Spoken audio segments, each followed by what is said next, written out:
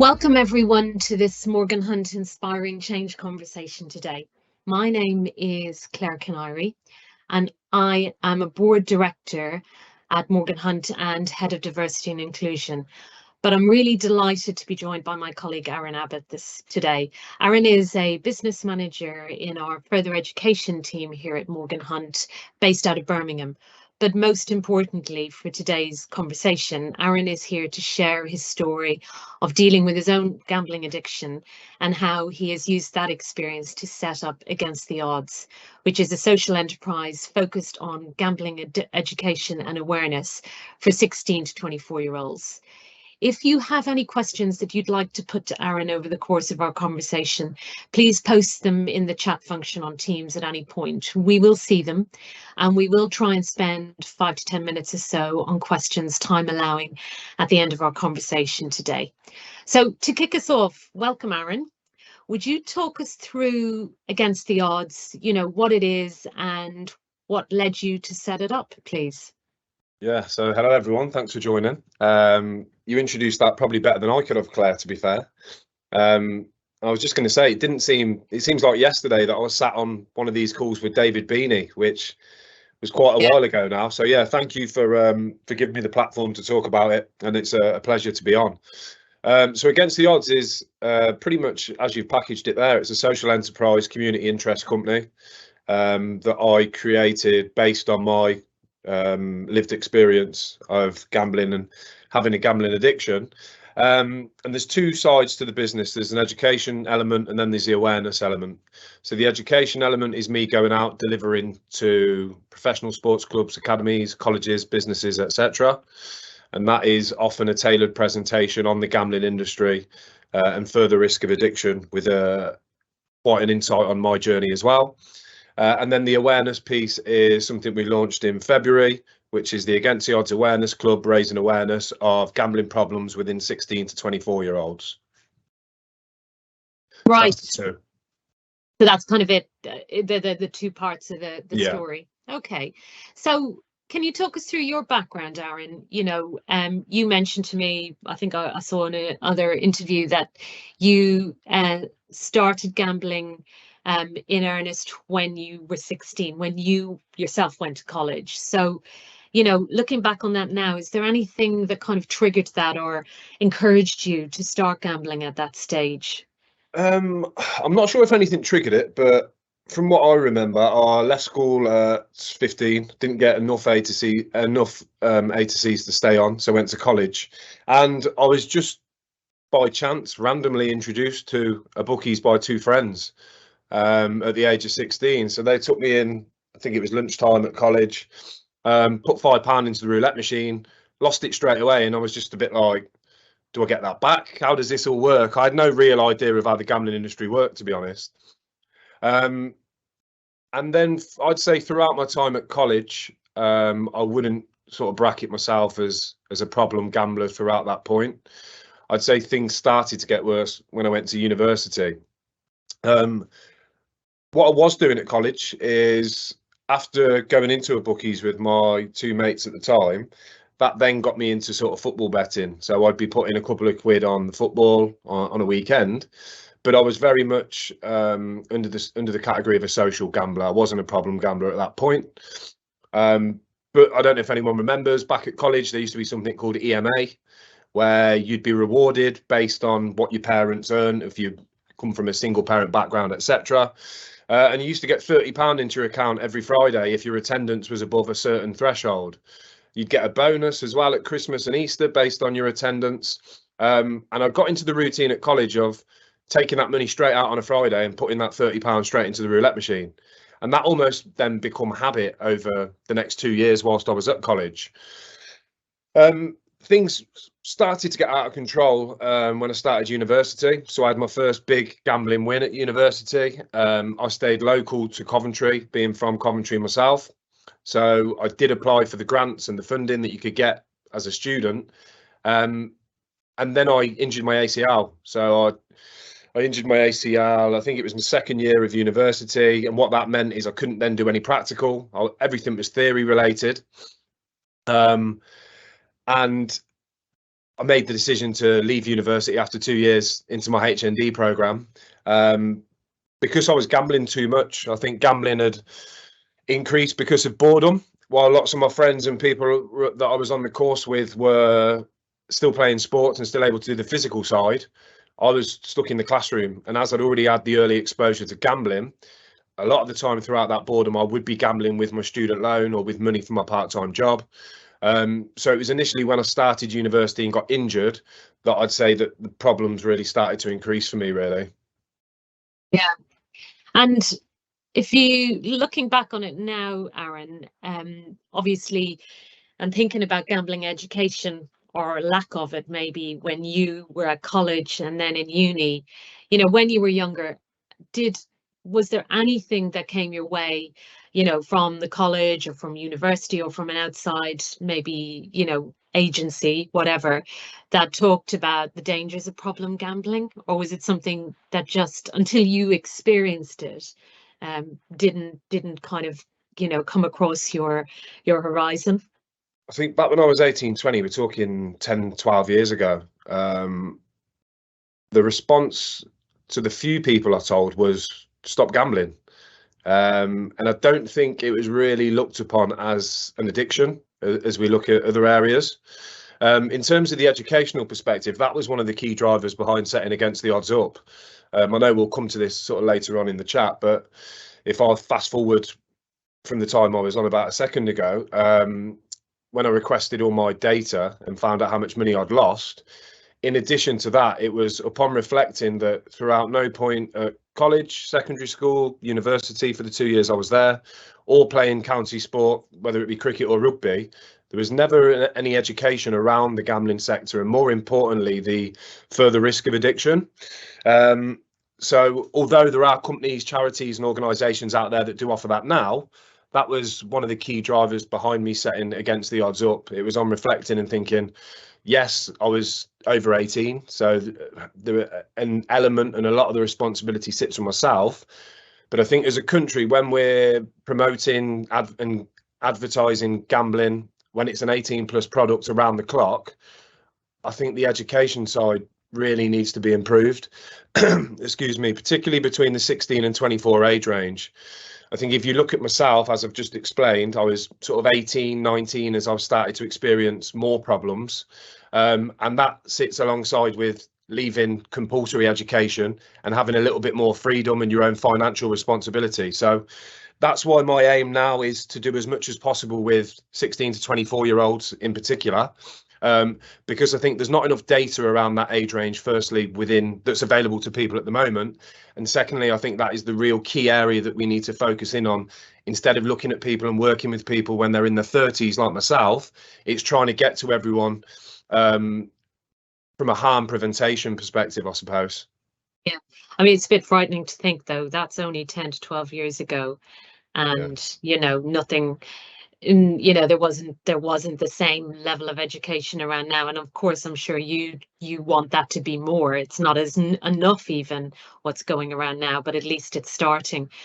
Aaron, can you describe the kind of impact gambling was having, because it wasn't always a problem for you, as you've already explained, but when it did become a problem, how was it impacting, on your personal life, your work life, maybe your mental health? What were the impacts that you could see? I think the big impact for me was I think it's important to add that I was too afraid of the stigma that was attached with telling people that you've got a problem. And in a lot of the presentations I do with the age range I've just discussed, that is one of the key things that I try and get across. For me, it was the perception of what people thought of me. I'd done quite well in sort of my working career in terms of recruitment and the money I was making. I'd go on nice holidays, and I then didn't want to sort of counteract that by people thinking, hang on a minute, he hasn't actually got any money, he's wasting all his money. So the stigma that come with the addiction part for me was probably the scariest part. Not that I'm using this as an excuse, but I come from a single parent background as well.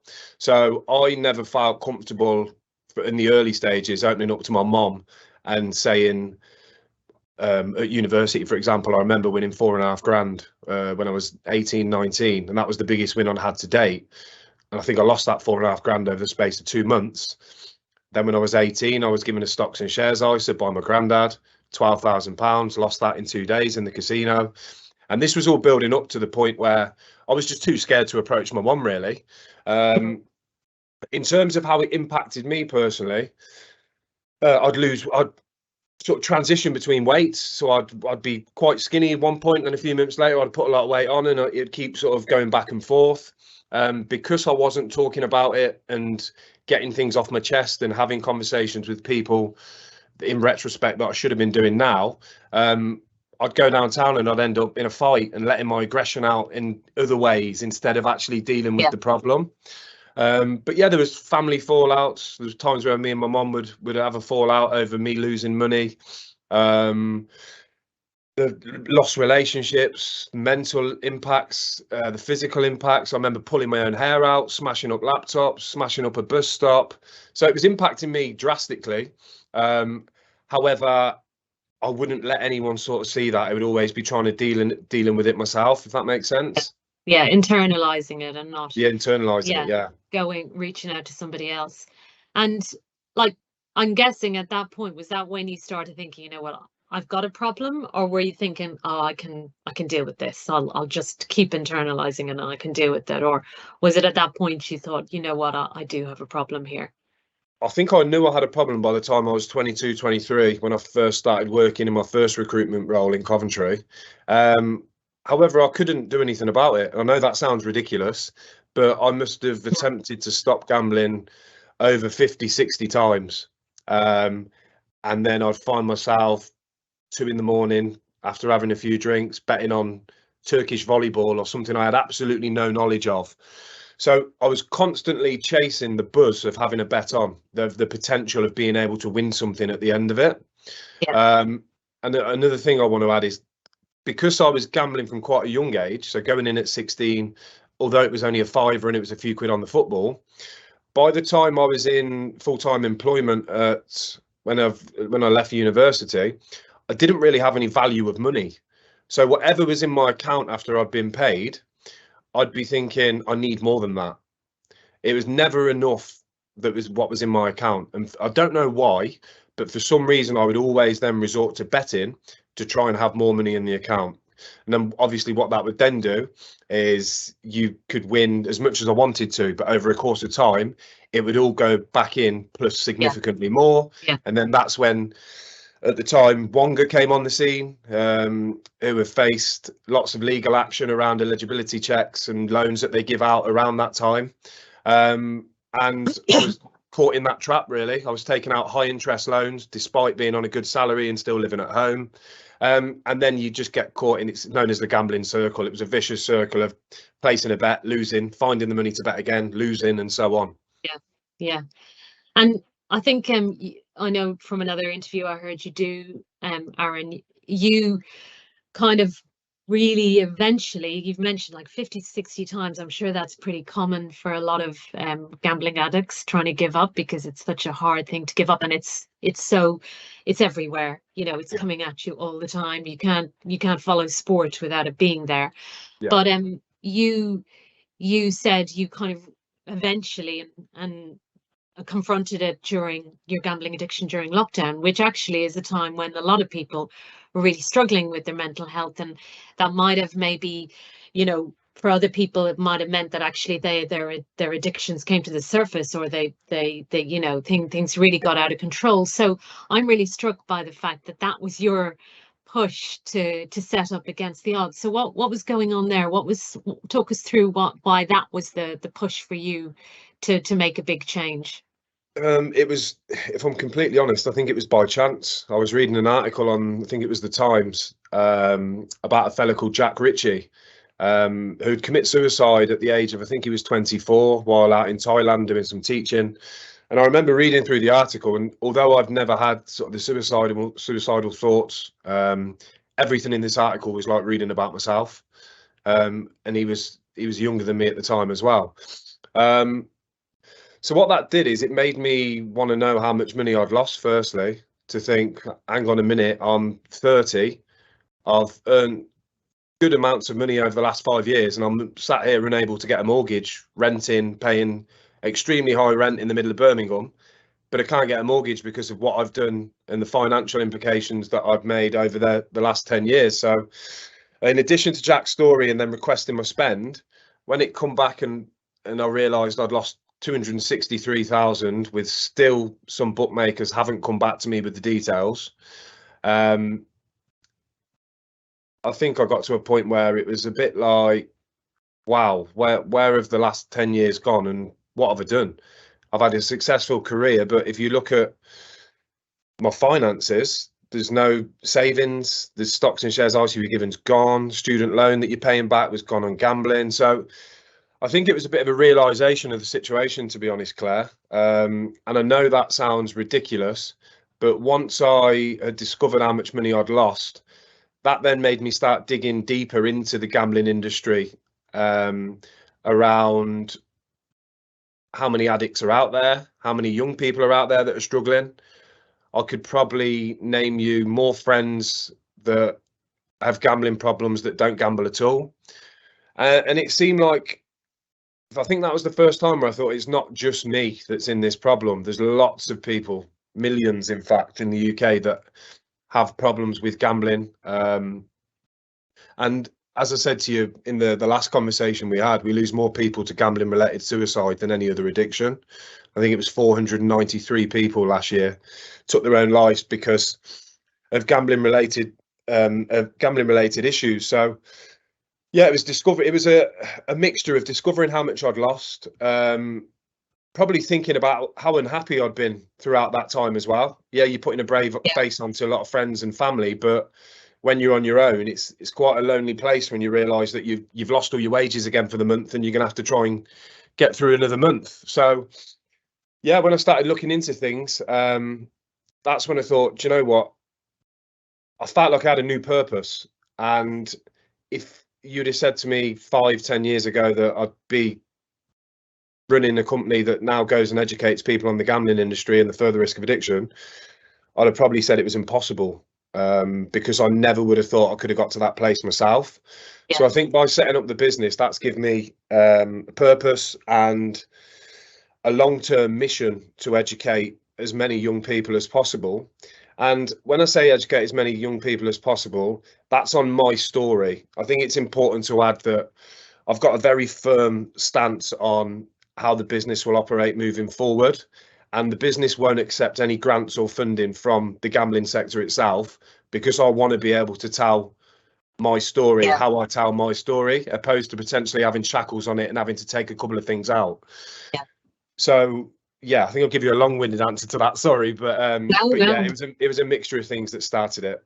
Yeah, well, look, I mean, trying to give up so often, that's just great that actually seeing the amount of money and then just that being the wake-up call for you, it's great that worked for you. It doesn't work for everybody, but we're all different, aren't we? So that's really fantastic. And so you talked about kind of the purpose and the drive that Against the Odds has given you, and just kind of throwing yourself into this now to educate others and get your story across. And I'm guessing that's a bit of a constant battle, really. You have to have some inner strength there, Aaron, to do that. So, and that's not a given. So how do you kind of keep the fuel? How do you keep fueling yourself to keep going on it? I think you have, until I met a company called The Big Step, which campaign against gambling advertising. I was introducing my company and myself as a former gambling addict, when in all honesty, I'm not a former gambling addict. I'm a recovering gambling addict, because I can't get away from gambling. So, and to give you an example, when I go to the gym, I have to go past a Betfred and a Coral to get to the gym. When we work from home, which we can do in this role, I have Talk Sport on a lot of the time throughout the day, and they'll be giving you odds on different football matches and sporting events from as early as 10 in the morning. And this isn't sort of a dig at Morgan Hunt at all, but even in the Morgan Hunt group we've got at work, people will talk about betting in the group, and not that they Yeah. shouldn't not talk about betting, because I can't expect them not to. The point I'm trying to make is you can't get away from it. People are always going to be discussing it, whether I'm in a WhatsApp group with my best friends or a WhatsApp group with work, or I'm out in the pub with friends. You always hear about gambling because it is everywhere. So for me, I think I got to the point where I delivered a few sessions for free initially in the first instance. And then it was having a conversation with my partner, and she said, well, this is it now. If you go into a bookies and someone sees you coming out that you've delivered a session to, your business is over. And for me, that, if I'm honest, that has been the best thing for me, setting this up and giving something back to the younger generation. And at the same time, that's really impacted me in terms of my gambling and being able to stop as well. Yeah, yeah, it's a great point, isn't it? Like, yeah, you've got to now, you can't just talk the talk, you've got to walk the talk as well, and Yeah. that's good. That's good pressure, hopefully, Aaron. That'll kind of keep you focused. I mean, I suppose just a thought for other people, and you've mentioned you've got lots of friends who are in the same boat. You know, not maybe necessarily in the same boat, but you're saying you've got more friends have maybe a problem with gambling than don't gamble, which Yeah. is very concerning. So not everyone's built the same way. We're all different, mentally. So what's your kind of advice to somebody who's listening to this? Not everyone can go out and set up something like Against the Odds, which I can see why that would give you the kind of focus and the mission. Yeah. But what advice can you give somebody who, probably like you, has tried to give up 50, 60 times, maybe more, and is really struggling? What would be the kind of key thing you would say to them? The thing I say to a lot of people at the moment is, what do you actually know about the gambling industry? Because using me as a prime example, I knew nothing about the gambling industry. I didn't know how much money they turn over in the UK a year. I wasn't aware of what's a VIP customer to a gambling business. So as I started to do my research and understood different elements of gambling, parts of that hit home to me as well. I think if you can understand the gambling sector, once you've got an idea of that, if you win 5 bets in a row, chances are that your cash out's going to disappear and things like that. But when you lose 5 in a row, a lot of the gambling companies will double down on their marketing. So instead of approaching with an affordability check, instead of getting 2 emails a week, you'll get 4 emails a week, or instead of 1 text message, you'll get 2. So getting an understanding of how that side of the gambling industry works gives you sort of a bit more of a refreshing opinion around trying to stop. And then I'd also say that you've got to occupy boredom, because boredom is often where it will start. You might have an hour before you're about to go out, or you might live alone and not have anyone there to sort of safeguard or check on your well-being whilst you're gambling. So it's trying to fill the time with things that aren't gambling related. And I know I've made that sound very easy, but I strongly believe if I'm able to do it, then other people can follow the same process. You've just got to give yourself a purpose, occupy the boredom, and maybe do some research around how the gambling industry actually operates. And Yeah. I'd like to give you a more detailed answer to that, Claire, but it's very difficult. No, it's difficult because everyone's different as well, Aaron. Yeah. And what works for you, is going to work in different ways for other people. There's no, if there was this is a way to stop, then, that would be being used, wouldn't it? Hopefully more and more. But I mean, I suppose, you set up Against the Odds while you were working full time for Morgan Hunt. You're working part time for us now, but, full time at the time, that's a really big challenge. You were juggling your work with us. And actually, I know new baby along the way as well. So how, I'm guessing you don't have time to be bored now. You must be pretty much run off your feet. How are you coping? How are you managing? As well as I can at the minute. At the minute. Yeah, it's been hard. Of course, it's been hard because business manager in Morgan Hunt, full-time role, is a demanding job, particularly when I've been in the market for 10 years. So I've got a lot of candidate clients that I've worked with for a long time. But I think I've done all I can, utilising annual leave, weekends and evenings. And I think now is the right time to go part-time in terms of shaping and moving the business forward. Yes, it's, as you said, it's been difficult at times to juggle everything, but one thing I am is a hard worker, and when I'm passionate about something, and when I care about something, and I think when I've actually got the lived experience through it as well, I've got a mission in my head and where I want to take this over the next 5-10 years, and I'll keep going until I've achieved that. Yeah, that makes sense, Aaron.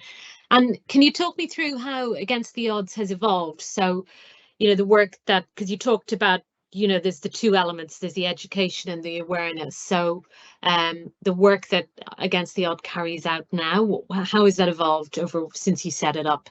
So it's evolved ridiculously in a quicker fashion than I would ever imagine. So if I go back sort of maybe 2 years ago, when it first was sort of a seed in my head, slightly less than 2 years ago, actually, when I was going out on meetings with Morgan Hunt and meeting senior leaders throughout the further education world, I'd drop that in as one of the last questions.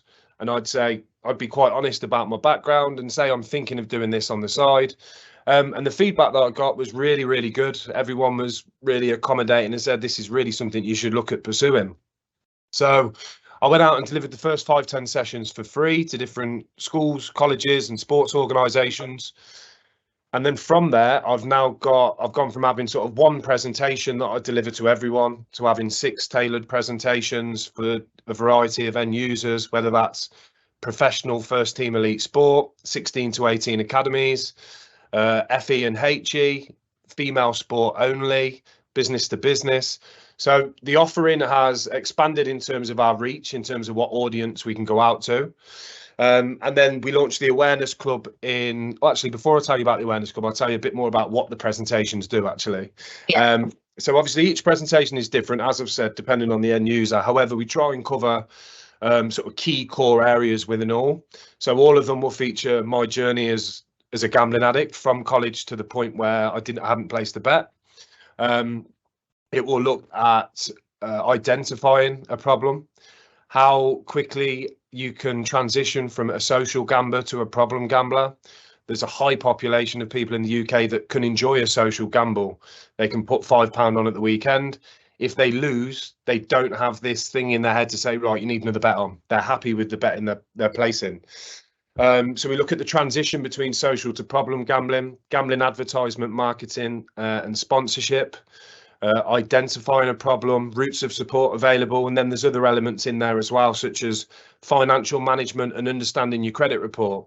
So I think it's a really important aspect when we're delivering to 16 to 18-year-olds that they're aware if you leave your overdraft in a certain way for so long, you're going to get a default on your account.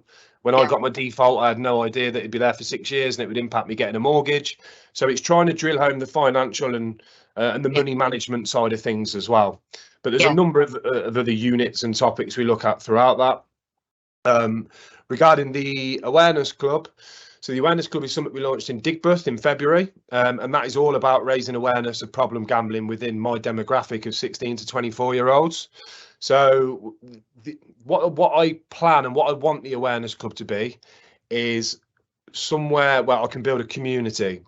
In my first ever session, when I delivered to Tamworth Football Club, you'll know yourself, students are very, very honest and sometimes gives you the feedback you don't want to hear at the time, but it's very useful moving forward. And a student put their hand up after me saying, right, this is our Instagram, etc. It's not cool to follow a gambling education page. And I took that back with me because in a way, he was correct. 16 to 20, 24-year-olds aren't necessarily going to follow an Against the Odds Instagram page because they've got no interest in it. So the plan was, with Against the Odds, build a community and make it relatable to a younger audience. So through the Awareness Club, we send out our home and away shirt that, in partnership with Luke 1977, the Birmingham brand, they helped me release that, and all the profits then go back into the Awareness Club and the campaign. But we've tried to engage with music artists, so a guy that won BBC Rap Game, rugby players, football players. We've gone down the fashion route with Luke. So we're trying to make everything as relative as possible for a younger audience. And so far that's gone really well. I think our conversion rate from students we've delivered to that have followed our socials is between 65 and 70% at the moment. So the plan is to maintain them students within our socials, keep positively reinforcing messages around gambling and gambling awareness, and it's not about me going in there and say, right, this is what I've done. No one here should gamble, because as I've said, I appreciate people can gamble socially and they enjoy it. So it's just for me about making people realise that if you do transition, these are the early signs. This is the routes of support available, etc. Yeah, watch out for the signs. Well, you've answered my question really, how you're tailoring it for that younger audience. That makes complete sense, Aaron. And in terms of kind of the longer term goal of Against the Odds, I suppose it's like you've mentioned it. What would you like to see in terms of formal gambling education in the UK? You know, I think in schools, because possibly 16's not too late, but it's, you know, later. Maybe they should be hearing this a little earlier because they've all got phones and they're going to be exposed maybe to stuff. But colleges, unis, sports team. I mean, you've mentioned it as well. You're obviously combining financial management education with your gambling education, which makes sense. But, you know, what can the colleges do? Because you turn up, you do an event, you do a session, they all follow you. But then what should the colleges maybe be doing after you leave to kind of reinforce? Where would you like to see it go? That's a really good question. A good example maybe would be Sheffield Wednesday. So I worked with the Sheffield Wednesday community programme at Hillsborough throughout Safer Gambling Week last year. So each year in this country we have Safer Gambling Week, where we are supposed to promote education, gambling awareness, etc. So I would like to see a lot more professional sports clubs, semi and amateur sports clubs get involved in Safer Gambling Week. I don't think there's been anywhere near enough exposure around it, because often when I go out and meet with clients face to face or over a video call, they'll say, "Oh, Safer Gambling Week, haven't heard of that." And if we're going to have a whole week around something, specifically something where we have high suicide rates, I think we need to push that a lot more as a country. And Sheffield, the reason I've used Sheffield Wednesday as an example, because they didn't just invite me in to do a session. They invited me in to do 5 different cohorts throughout the day. And then when they'd left my presentation, they went into another group where they watched a video. I think it was a Paul Merson documentary. Then they'd go into another group and work around creating their own sort of gambling education and awareness logo. So I'd like to see organisations getting more involved in that particular week. But what I do as part of our service, we give all students a business card which has a private number on, and they are used as a sort of a first point of contact, because they've already had that exposure of meeting me and hearing my story.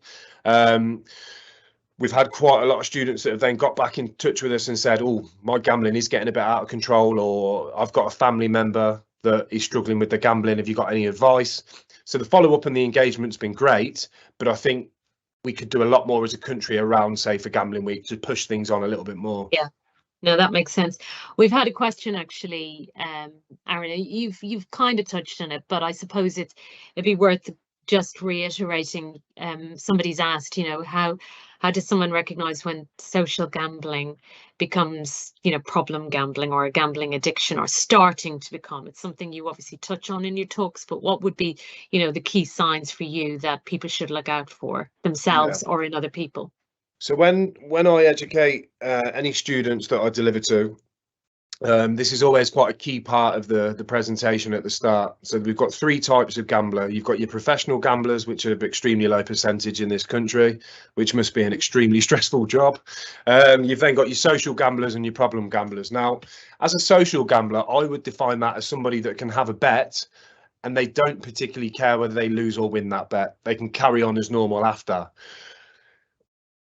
Problem gambling, lots of different elements can come into this. So a lot of the time you can be preoccupied with gambling. You can see swings in your mood or behavior. You start to lie to conceal the extent of gambling, being secretive about your gambling, borrowing money to gamble, losing interest in pastimes and hobbies to gamble, chasing your losses, gambling stakes increasing. So there's a number of elements that you could look at, but if 2 or 3 of them are starting to creep in, so if you're losing a bet and putting a bet on straight away, or you are setting your alarm to put a bet on at a certain time, or you were supposed to go somewhere but you think, I'm not going to be bothered with that, I'm going to stay in, so I've got a bet on. There's a variety of signs that you could potentially pick up on, but there's a few that I've listed there that I would say are key to that transition. Makes sense. And I know, and obviously you've mentioned it, Aaron, but apart from colleges and fee and higher education, you work with a lot of sports teams, with football clubs, rugby clubs, and it's kind of really striking. I think you've mentioned Paul Merson. I mean, his story is pretty harrowing, really, and as 35 years on, he's still dealing with it, really, and he reckons he lost £7 million, and that's probably tip of the iceberg because, as you say, you can't always track it. So what's your approach with sports teams? Is there something specific with the sports teams that means, they're really exposed? Because I notice, in terms of gambling, it's something like £1.1 billion worth of bets were put on in football in 21-22, and it's almost £2.5 billion of gambling goes into sports betting, Yeah. in particular. So what how do you approach that? What's going on in sport with sports teams, do you think? The two main reasons behind the sports element, the three main reasons behind the sports element are they have a lot more time on their hands a lot of the time than the professionals I'm talking about. The gambling, as you've alluded to already has a big foothold within elite sport. For example, you've got the Betfred Rugby League, the Sky Bet League One. We've now seen football stadiums named after gambling organisations, the Bet365 Stadium. I think 3 in 7 adverts during live sport are gambling related. Everyone probably now associates Ray Winston's head with gambling instead of being an actor. So with the sport side of things, I think there is often because they're surrounded by gambling, number one, they often in professional sports will take home significantly good money, and they've got a lot of time on their hands. So them three things there, for me, is the reason why they need compulsory education within that market. I think the engagement that I've had from the clubs I've worked with so far, Sheffield Wednesday, Barnsley, and the NFL Academy through Loughborough University and college, the engagement's been brilliant. And I think I don't like calling it competition because at the end of the day, anyone that's in this sort of space that I am, we're doing this for a purpose and for a reason to benefit people. But in this sort of context, I will say competition. As I said at the start, I'm not taking grants or funding from the gambling authorisation or sector because I want to be able to deliver my story. And the feedback I've had from people within professional sports is my story has been quite hard hitting and touching. And that's how I want it to come across. So I want people to get an understanding quite quickly, particularly younger sports people. And I actually do a slide at the start of the presentation, which probably shows you about 40 or 50 different professional sporting athletes over 10 or 11 different sports that have had gambling problems. So gambling addiction and problem is very common within professional sport. And that's why we're trying to hone in on that market as well, to be honest. That makes sense. I mean, we've got people maybe from further education colleges on here, or employers, or people who are maybe relatives or friends of somebody who they suspect might be a problem gambler. So, I mean, what do you think? Well, say take an employer. I mean, we're your employer, Aaron. What can an employer do to support somebody? First of all, I suppose it's spotting it, and it's not always easy to spot if someone doesn't open up about it. But what can organisations do to help people who might have a gambling addiction?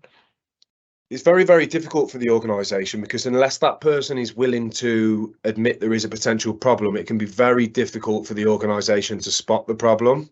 You could have an inkling or a gut feeling that is this gambling related because they hit a certain agenda or some of the points that I've touched on earlier.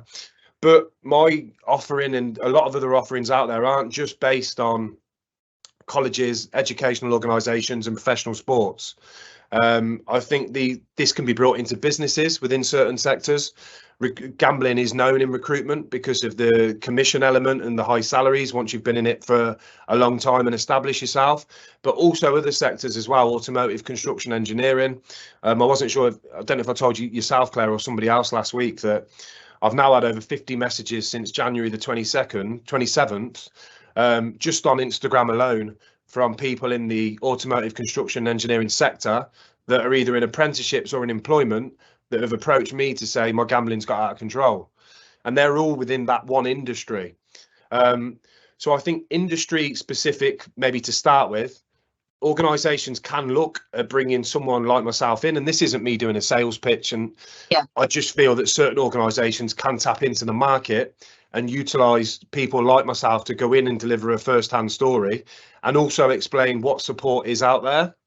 But yeah, it's tricky for an employer because you might not be able to spot the signs because the signs might be covered up completely, and they might be very secretive. So maybe initially first having that conversation. Everyone tends to have a manager and do one-to-ones. If you're potentially seeing someone on the phone a lot, not getting involved with the group, taking time off, or hitting some of the other elements that I discussed, and I can send these over to you after for you to send out to anyone on today's course. So yeah, I'd say looking at the industry specific first and going out from that way. Yeah, we can share those signs. Definitely, Aaron. I mean, somebody's posted in the chat, what advice would you give to somebody to help with early interventions? This is probably somebody who is worried that they've maybe got somebody in their life who has a problem or might be developing a problem. How do you approach that? Because if somebody's, you know, at the stage where they're trying to deny it, or you mentioned, you know, they'll cover up, they'll lie, you know, what's the best approach do you think to take in that case? I think when I was going through the problem in the early stages, to my knowledge, I was only aware of Gambling Anonymous. Whereas if we fast forward to modern day now, you've got a variety of charities that are out there that offer free support. You've got a number of training providers and other organisations. I think the NHS now has 8 different clinics and they have a free helpline. So in terms of actually trying to identify the issue and get the person to maybe speak about it, I would advise ringing one of the charities or the NHS helpline and having a chat with them just to see how to approach that, because I haven't been in that situation myself. But the reason I said that is you've got Gordon Moody, GamLearn, GamStop, GamBan, Be Gamble Aware, the National Gambling Treatment Service, GamCare. A lot of the digital banks now have the option to go in and disable gambling transactions. You've even got organisations out there which can prevent you from going into physical stores. So I think it's called the multi-operator exclusion scheme, where you can get in touch with them and they can I think they put a picture of you up on the system, and they can prevent you going into certain stores in the country within a mile radius of your postcode. But I wouldn't want to give any advice on how to approach the individual at that stage, just because I'm not sort of well versed in that, really. Yeah. Well, you've not been there yourself, but I think actually reaching out, you're right, there's a whole host of supportive helplines out there, and like you say, we'll circulate some of that information after our conversation, Aaron, because there's a lot of support now, which is good. And as you say, get some advice and maybe as to how to approach, and it might be, you know, I certainly know, you know, from family who've had problems myself, that, you know, can take time, and you've got to be tenacious and, you know, keep going with it, because maybe the first approach or whatever, the first conversation isn't going to necessarily crack it. I mean, something you touched on, you talked about the automotive industry, you talked about the construction, the engineering industry. There's something they all have in common, and that's actually a high proportion of men probably working in them. And I suppose, I mean, of course, gambling is a problem for men and women, and definitely. But I think there's some stats where something like active online betting accounts, something like 78% are held by men, which sounds like a massively high proportion.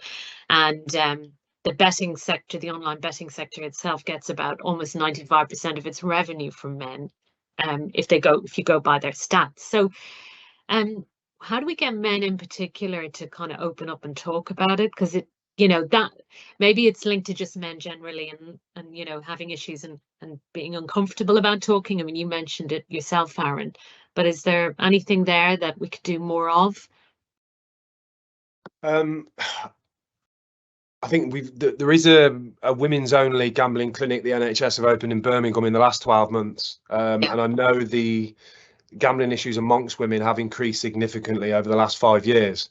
But you are right. I think lots of people I know that have had gambling problems, or friends of mine, do tend to be male.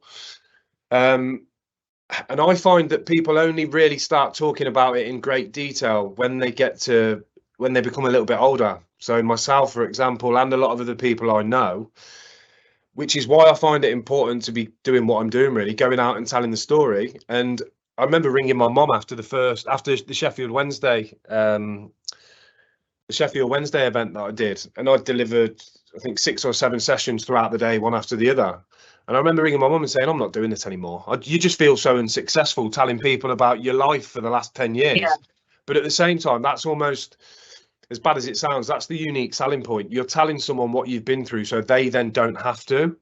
And there's billions and billions being spent in this country to try and combat and deal with addiction, whereas my business is more about trying to prevent harm and prevent things before they get to a certain point, and doing that through telling them about my experience. So that, in addition with making Against the Odds as relatable as possible for a younger audience, something that they want to follow and maintain the contact with the Against the Odds page and things like that. That's the point where we try and get in at the age of 16 to 24. This is what can happen if things get out of control. This is what can happen if things turn sour and your gambling gets worse. So we're on the harm prevention perspective, I suppose. But in answer to your question, it's very difficult to get someone to talk unless you're ready to talk. Yeah. So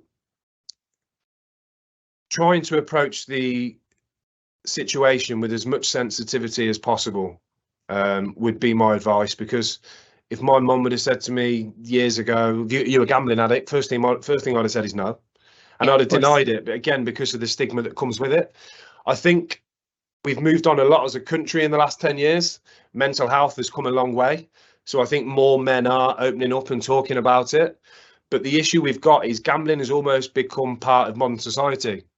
You grow up and you're gambling because someone else gambles, or your dad gambles, or a guardian gambles, and you just start gambling. You don't have any education or knowledge of the industry, but you just start gambling so it's a fun thing to do. So yeah, trying to be as sensitive around the subject as possible, but I do think we have improved in terms of people opening up and talking about it. It's just there needs to be more education from an earlier stage to help with that. Yeah, makes sense. And Aaron, obviously there's been the white paper on gambling that was published in April 2023. So what's your kind of take on that, you know, particularly around they're trying to tackle issues in terms of, you know, everyday interaction, what young people, you know, in terms of how you interact with young people, what impact do you think that white paper might have, or could it go further, I guess? I think it could go a lot further. I think the last white paper before this was either 2005 or 2007. So it's been a long, long time coming. I think I always want to see more whenever something's released, because although it's some of the things that are in the white paper sound good, so affordability checks being introduced, however, that is going to be a mammoth task. Yes, it needs to be completed, but they haven't released any information on how they're going to do that. But affordability checks are needed. The statutory levy that's going to be introduced to help combat and treat gambling harm. And then I know there's a review taking place on free bets and bonuses and how they're utilised. But then at the same time, the white paper does look favourably upon sort of the land-based operators. So although they're doing that part on the digital and some of the physical stores, with the actual casinos, the large casinos are going to be allowed to go from 20 machines to 80, which is a significant increase. And they're also going to be offering sports betting moving forward. So the two sort of counteract each other, in my opinion. In addition to that, you've got football gambling sponsorships on the front of shirts. From the 26-27 season, they won't be allowed on the front of football shirts, but they can feature on the sleeve or the back. So for me, it feels like we make a bit of progress, but then we take 10 steps backwards. And at the same time, as I said, when you've got such a foothold over elite sport, and elite sport is huge in this country, and they're a significant contributor to taxes as well, it's very difficult to make the substantial changes that you need. I'm hoping we'll see it over time. But if we look at F1, for example, they thought they'd go bust without cigarette sponsorship in, I think it was the early mid-90s. But what they've done in the last 30 years is they're absolutely huge now, whether it be the documentary or when they're live on TV. They've grown massively. So there's still a lot more we can do, an awful lot more as a country in terms of education, awareness, advertising, etc. But the small steps so far have been welcomed, I'd say. Yeah. But the logos is particularly key, isn't it? Because I think something else I was looking at, something like 70% of the time during match of the day, there's a gambling logo on screen, and that might be on the hoarding or on the shirt. So they put them on the sleeves and the back. It's still going to be there, so that will have an effect, won't it?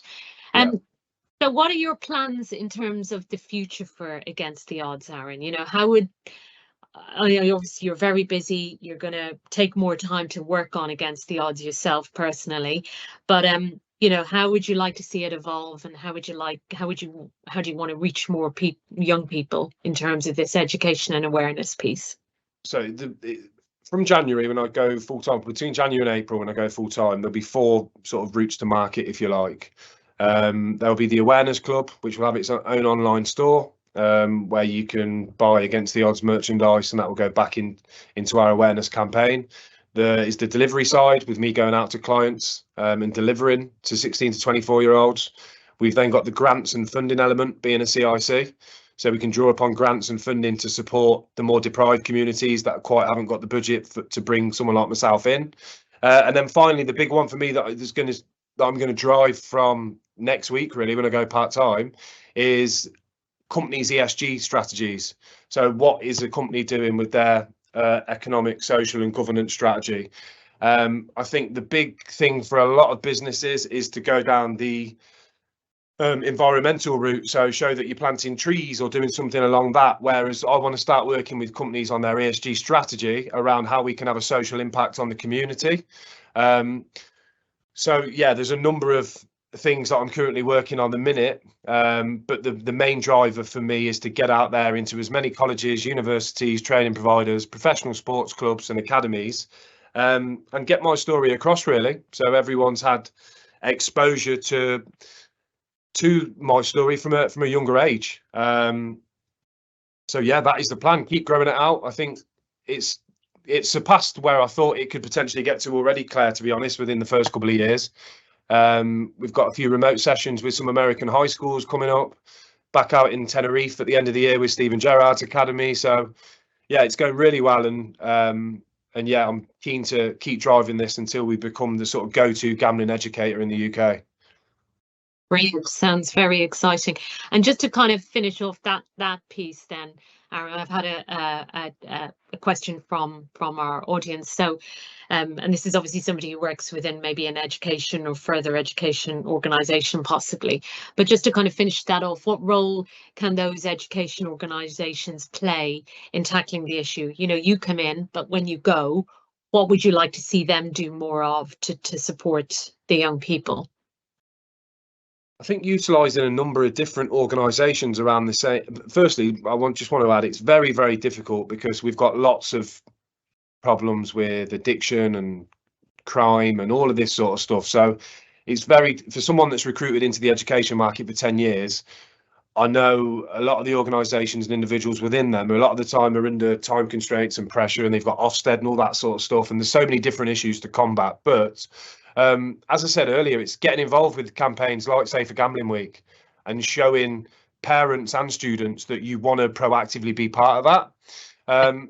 And then you can also bring in more than one organisation. You haven't got to utilise Against the Odds and pay for a service. You've got charities that come in for free and will offer services. You could then balance that out with using other organisations and getting different takes from different people on their lived experience and their stories. But number one, if there's a week around safer gambling and promoting safer gambling, I feel educational organisations should be getting behind that and helping push that. And that's where it should be pushed to start with at that age range. But as I said, at the same time, I know there's lots of different things to try and combat at the minute. But in terms of getting involved, Safer Gambling Week's the best place to start, which I believe is November this year, mid-November. November. Well, we'll send it out in the information as well, just to highlight. That sounds like a clearly a great idea. And I think that kind of wraps up really what we've been talking about. It's a good place to end, Aaron, in terms of, what those organisations can do themselves. Like I say, we'll send that out. I just want to say thanks to everyone who's joined us today. The recording, links to Against the Odds and Aaron. We'll also include the white paper, some information maybe around Gambling Awareness Week, and support and resources around kind of gambling or combating problem gambling and the associated mental health issues. We'll share those in the notes. But mainly a massive thank you to you, Aaron, for being just so honest and sharing your story with us. I think even, you know, on this call, if it's helped one person who is listening today, who's affected by problem gambling, then that is a massive win, because, you know, it's got to be piece by piece getting that message out there. But I know that, you know, these kind of conversations and the vital work you're doing in Against the Odds will make a real difference to young people across the UK. This is just a start. So, you know, we really look forward to seeing how Against the Odds develops and flourishes over the coming years. So watch this space, I think. Goodbye, everyone, and have a great rest of the day. Thank you all. Thank you.